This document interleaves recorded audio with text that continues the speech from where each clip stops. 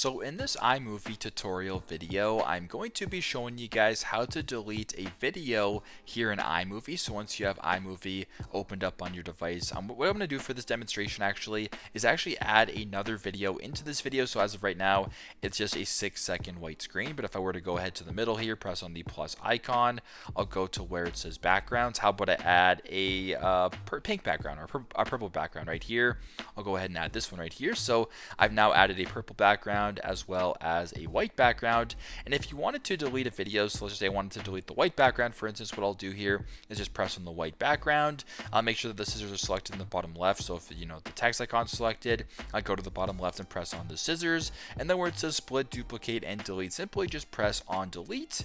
And there you go. You've now deleted a video or a clip here in iMovie. Pretty straightforward, but that's how you guys can delete a video here in iMovie. Thanks again for watching, and I hope this video helps.